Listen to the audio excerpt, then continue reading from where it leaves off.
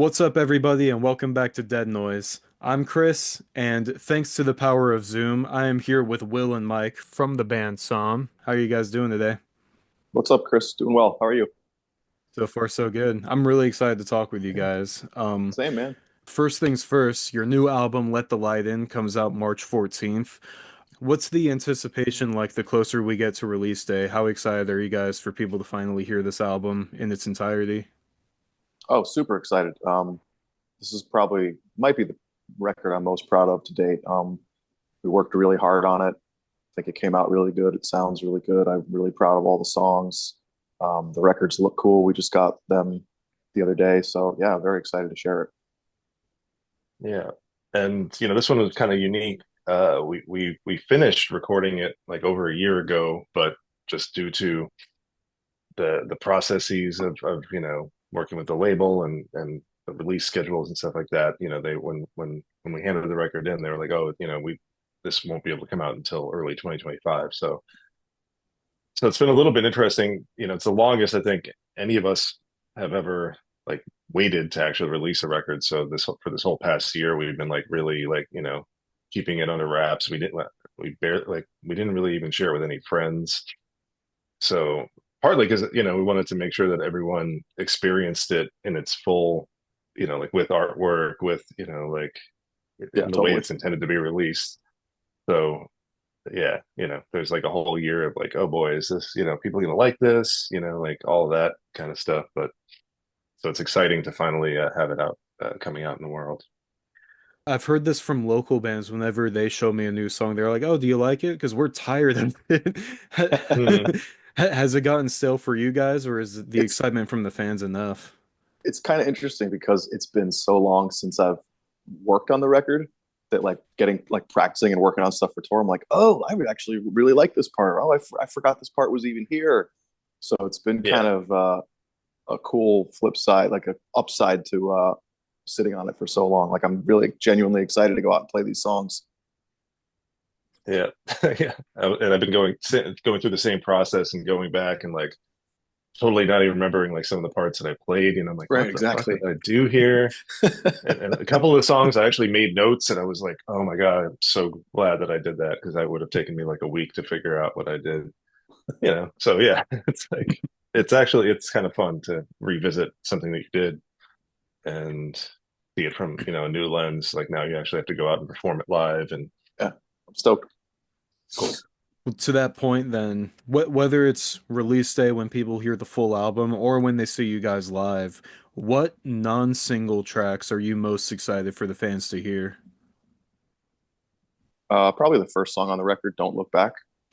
Like I Yeah, feel like same. that's another one we kind of took a big swing with, um, and I'm excited to hear what people think of it because we took some. There's some weird left turns in it.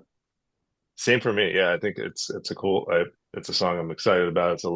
It feels a little bit different for us. Yeah, The only reason we really wanted to open the album with it, and the only reason we didn't want to make it a single is because we kind of figured like, well, if it's the first song on the album, people are gonna hear it when they hear the yeah, album anyway. So it seems like a waste of time to like make it a single and make it the first because you have to be so strategic about this stuff these days and like yeah, which totally. songs you want to make singles just to get as many ears on everything as possible. How difficult was it to figure out how to sequence the album and put which songs where on the album? I feel like usually when we sequence stuff, we kind of have like the big blocks of we know kind of where we want to end. We kind of know where side A should end, where side B should start. We kind of, correct me if I'm wrong, Mike, but I feel like we still think in terms of vinyl, and then it's kind of a Yeah, I matter of love like thinking about finding that. the pieces in between and how everything kind of fits and how the dynamic can you know ebb and flow throughout. Yeah, I don't know how you consume your music, Chris, but I mean, I'm still, even though like it's probably such a small percentage of people that will actually hear the album on vinyl. Uh, to me, that's always the way like I want to think about an album. Like I think of it as two sides. I want to feel like each side has its own Yeah, flow and its own like feels like a satisfying kind of chunk of music. And I love like thinking about like, all right, well, how can we end side A and what's gonna be an exciting way to like have someone flip the record over and get blasted with and they put in side B, like that kind of stuff is still really fun, even if only a few, you know, small percentage of people are actually consuming it that way. I Yeah, mean, a that lot of makes times we'll even write a song halfway through the process to like we still need something to end side A. So like Mhm. we'll then work on a song to end side A. You know what I mean? that makes a lot of sense. And I'm still a CD purist. Like I still buy CDs for the most part, mostly because vinyl is more expensive and I don't have easy Yeah, access to a turntable. Yeah. But for yeah. the aesthetic value and like display purposes, there are certain albums that I would love to own on vinyl, like From the Inside by Alice Cooper is like one that sticks out to me the most because the Mm. way the packaging Mm-hmm. is with the gatefold and everything. Um, but yeah, I always love asking about that because a lot of bands do still think of side A, side B, and it's kind of Mm-hmm. cool listening to it to like a CD at least front to back, and you can feel the switch happen. Yeah. I love Yeah. that. I think that's really cool. Yeah. I mean, we Um, grew up on CDs, so like we definitely take that into account as well. But I do think that even when I was a CD kid, I was always kind of thinking of like the bigger picture. You know what I mean? yeah. Mhm. Um, Now with the making of this album, I understand that there were some switch ups as far as the lineup goes. And if I remember correctly, like you had a good chunk of the album already done, but as a result, some stuff had to be redone because of the switch ups. So as far as the final album, what people are going to hear on March 14th goes, how much of a change was it with the current lineup now? And how did it impact your guys' sound or the concept of the album, both musically or lyrically? That's a loaded question. I'm sorry. That's a good one though. I like it. You want to take a swing at that, Mike? Yeah, sure. Yeah, you're absolutely right. We did Duncan, our who was a founding member and was the drummer, we parted ways about midway through the album process. I think most of the album had been written and he had actually recorded drums for most of it. Maybe there I think we had done one or two songs afterward, Yeah. right? Yep. The main so yeah and that meant like Justin moved over from playing bass to playing drums, and so he wanted, since he was going to be the drummer moving forward, which we had already been doing for a while. Like we had been touring. Duncan couldn't do the last few tours that we had done, so I think we had done two or three tours Yep. as a four piece, and we kind of got pretty comfortable in that dynamic anyway. I would say like songwriting wise, or like musically speaking, the shift from Will kind of approaching the songs as being kind of being the bassist live moving forward, meant that there was one less guitar in the mix. I know that we there are some spots where we still I think have that extra guitar, but we really wanted to like think about the songs as how they could, giving them a little bit more space and making sure that things will work and feel good and sound good in this sort of configuration. And I think that gave Joel and I a little bit more space to kind of be a little more melodic and do some more. Um, I don't know. I mean, that's how I was kind of looking at it. We did. I tried to inject more melody and inject sort of space as much as possible, and not without trying to just be like pounding on like big chords and riffs at all times. So I think that it kind of that's how it probably changed my approach a little bit more. It gave us a little bit more room to explore musically. So I'm sure the album would have been cool regardless, but I think it made or whatever, but I think it felt like it made a for a more interesting album and a more uh, dynamic one. So Yeah, I feel like yeah. we kind of were forced to push the pause button during recording and switching up, and we kind of had to really think about the dynamics of the songs and where we wanted things to be impactful and where we could pull back. Mhm. And I think, yeah, just ultimately, it's a much more like thoughtful and purposeful record. I think as a result. It's a very cohesive album too. Like it Thank you. really flows really well. Thank Because you. like we said earlier, you can feel like that kind of transition from side A to side B, but also just as a collective, it flows together super well. And it Thanks, makes man. for really good road Nice. trip music for sure, because you can just put it on front to back. Awesome. Now, as far as the artwork goes, I always love asking about this when it comes to album releases. Like, what was the intention behind the artwork? What were you trying to convey visually, and how does it translate to the sonic nature of the album in your guys' opinion? Yeah, that was me. I do the art and the visuals. So that was a little bit of a struggle. We were playing with a few different ideas and struggling with how to represent these songs. And Joel actually reminded me have this old treasure trove of these old slides, like old slide film from like the 1950s and 60s that I had found once when I was like just on the street. Someone was throwing out an old projector and it had this like secret compartment that had all these old slides in it. And I've held on to it ever since. And I always wanted to do something with it. And I remember it and I looked through and I found these images and I realized, oh my God, this is perfect. Like they're these kind of the front cover is like this picture of like this classic like 1960s Americana like living room, but seen through like the bars of like the like staircase and it looks like to me like it almost looks like a prison or like a cell, you know, like you're someone is actually in prison in this space. And to me, that encapsulates this idea of being kind of stuck in this idea of like a nostalgia for maybe a time and a place that never really existed, you know. And I think that's something that as a country and a society we're really hung up on this concept. And I think that that idea can be as you know more like imprisoning, and felt very much like it felt very appropriate to kind of explore that and to visually present that as kind of an idea, like you know if you're trapped in sort of this reality to like let the light in and open yourself up beyond that. So that's kind of that was my intention with it, and I hope that that came across. I think it did because when I was listening to the Cool. album, I was like staring at the cover for like a Mm, majority of the time. I'm like, wow. Like that's what I love reading the thanks. lyric booklet. I love looking at the artwork the first time I put an album on. If I'm not driving, of Yeah, course. I would hope not. Yeah, So sometimes I'll just put an album on for the first time while I'm driving home from work. And I was like, okay, maybe that's not the best idea because I can't see or read anything. right. But yeah, that was really interesting. And like you said, you did the artwork, and Will, you mixed and mastered the album.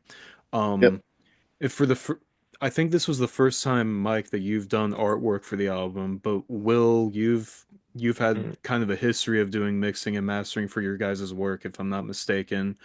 I've been doing that for quite a while too. I didn't do our last album, but I kind of creative directed it. But we had a really awesome artist. Oh, that- Yeah, our friend Austin did the artwork, and he did it, knocked it out of the park. I kind of like had a vision for it, and kind of hastily presented it to him, and gave him my like diarrhea of what I wanted to, you know, to do, and he completely nailed it and took it to the next level. So that was really great.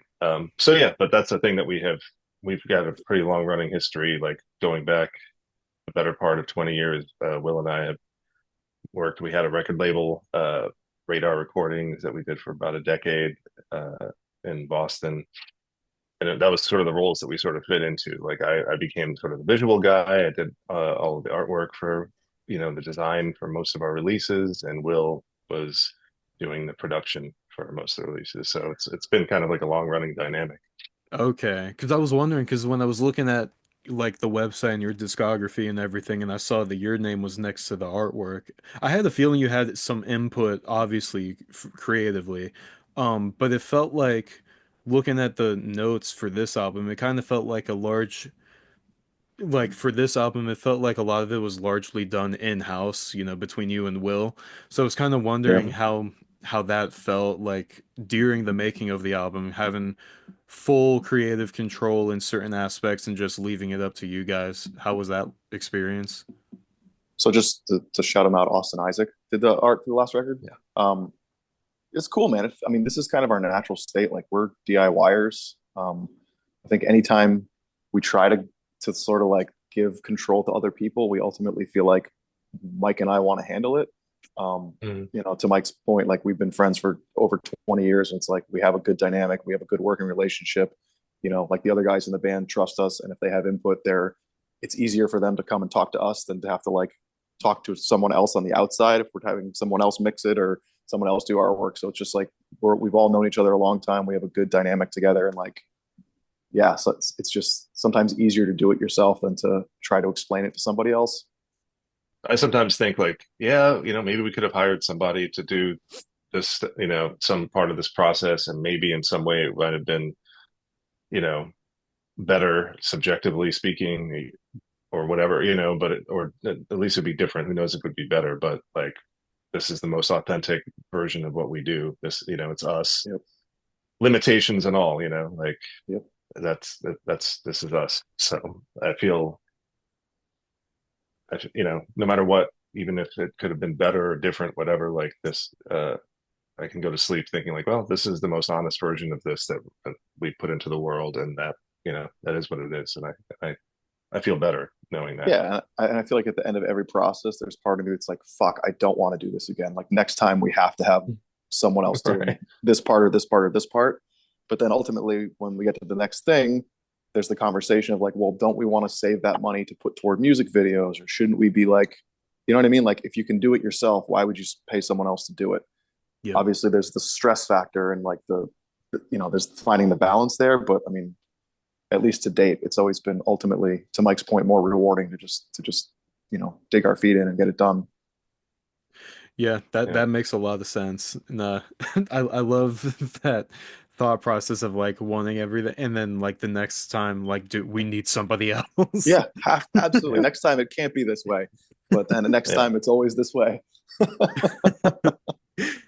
Now, as far as the band name goes, I know every artist is probably sick of talking about like, oh, the origin of the band or how do we get your band name? But when I was first doing research on you guys, my first thought process was like, it's probably an acronym, and my thought went to AFI and how there were so many different acronyms for AFI before they finally came out and said like it was stood for a Mm. fire inside. So I'm just Mm. curious for you guys, have there been any like really outlandish theories for what SOM stands for that you've heard over the years? I can't think of any. Mm.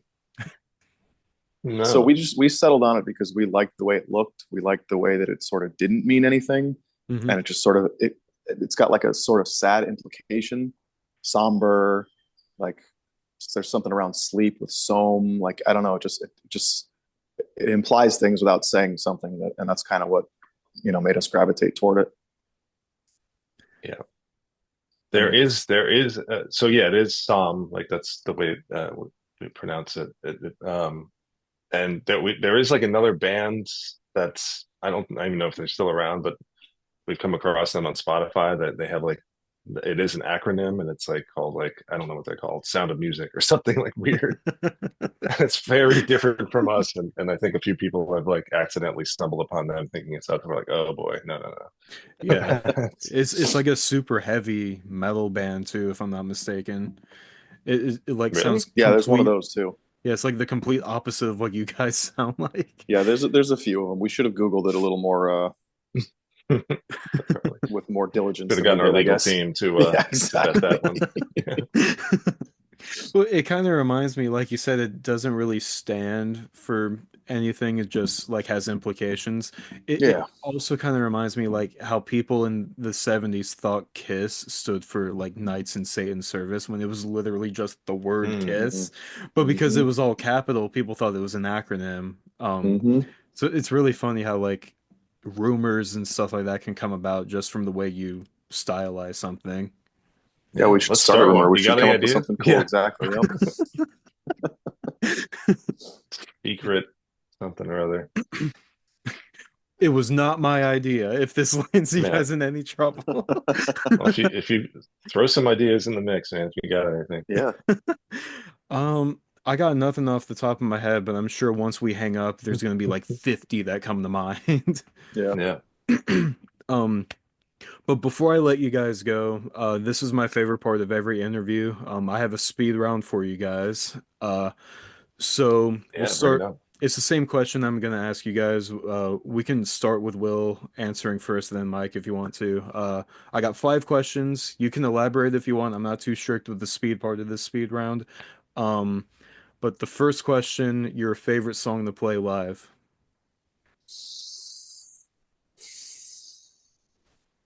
Animals.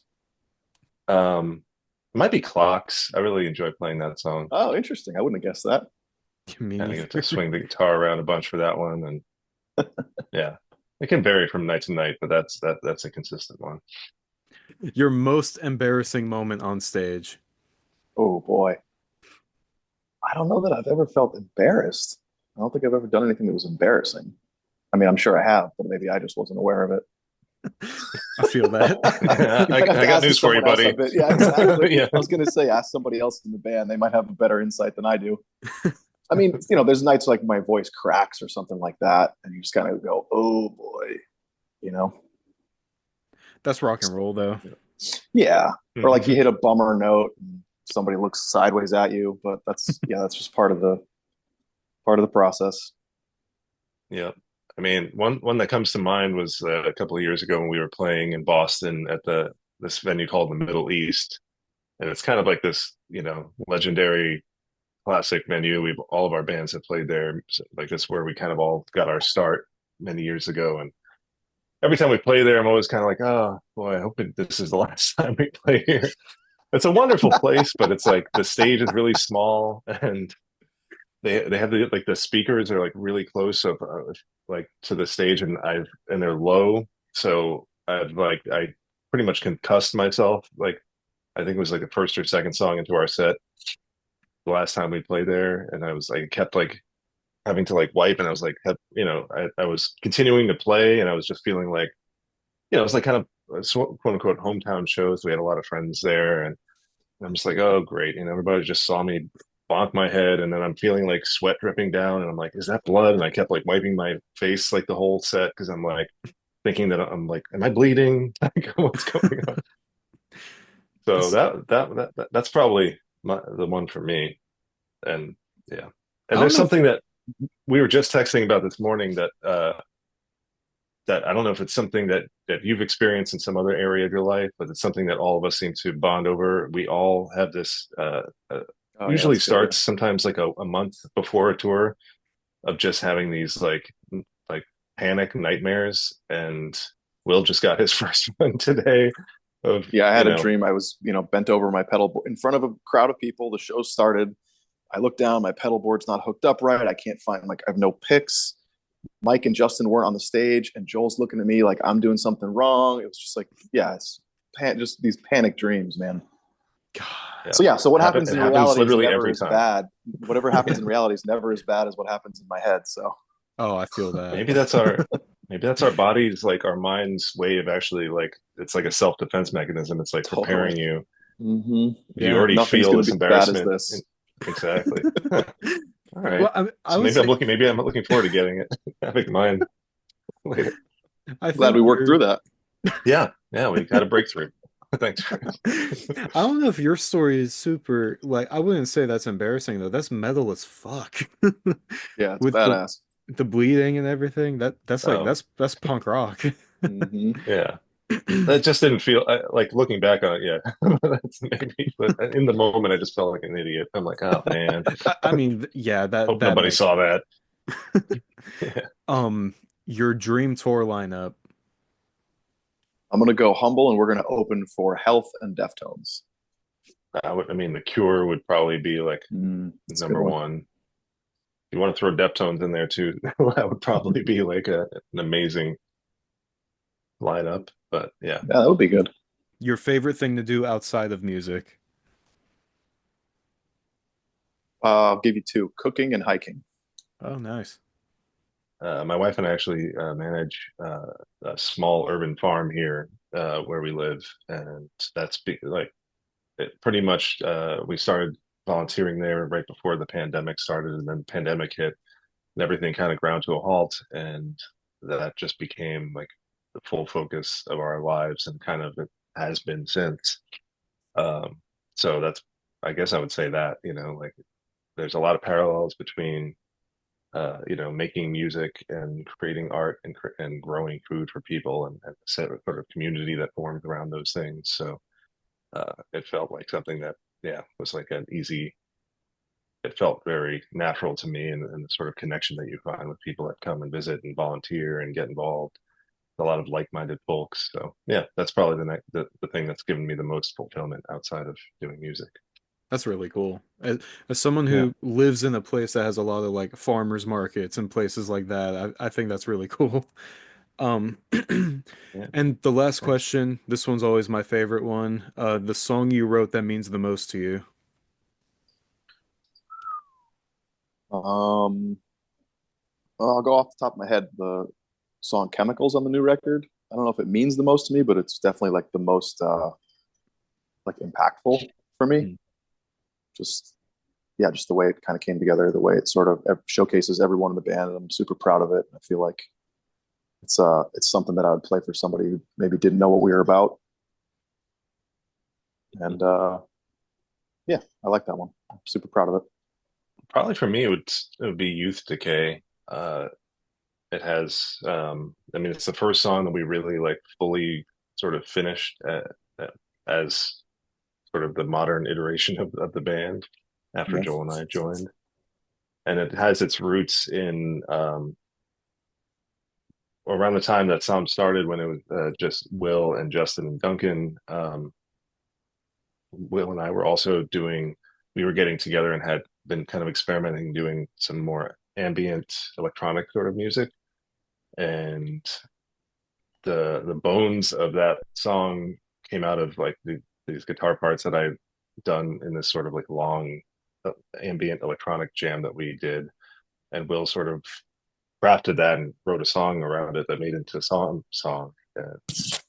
I still feel like that song, you know, speaks to me musically, and yeah, what Will evoked lyrically. I think it captured so much about this time in our lives, and also like because of the timing of it, like we were all in the middle of a pandemic and having this, remember hearing Will send over his first draft of the song and just like putting it on and just being blown away, and just like that moment just kind of has stuck with me, and it kind of like, oh, okay, yeah, this is a thing, this is awesome, like it kind of opened up the possibility of what this band could be, and kind of yeah. Set the got us benchmark for all sure. really excited. Yeah, That was everything I had for you guys for this go around. I hope we end up talking again in the future because this was a lot of fun. Was there any likewise. closing message that you had for any Psalm fans watching? I don't think so. Yeah, Thanks the for one, having us, Chris. This is awesome. Super fun. Definitely be yeah, happy to come back and talk to you. Oh, I appreciate it. likewise, thanks. The one thing that I like that I would like to put out there for anybody listening: if you listen to our music and you like what you hear, say hi. Like leave a comment, or write us a message on social media or whatever channels. We really love to hear that. That's Totally. sort of stuff that keeps us going and kind of gives us a sense of feeling of like a community around what we do. So Yeah, totally. I would like to encourage, like, as silly as some as you might feel. I know I felt that way with other artists and people that I admire, and like just like say what's up, say hello. Yeah. It can be really, really great. So yeah, if you like what you hear, even if you don't like what you hear, say hello to us. Tell us how much you hate it. Whatever. Bring it on. It's an open invitation to the haters. Yeah, right. Yep.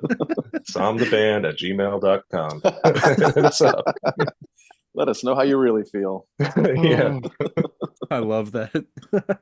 Well, thank you guys so much for the time. I know I've said it probably a million times at this point, both on and off camera, but I do appreciate it. This was a lot of fun, and for everyone who watched this, thank you for watching.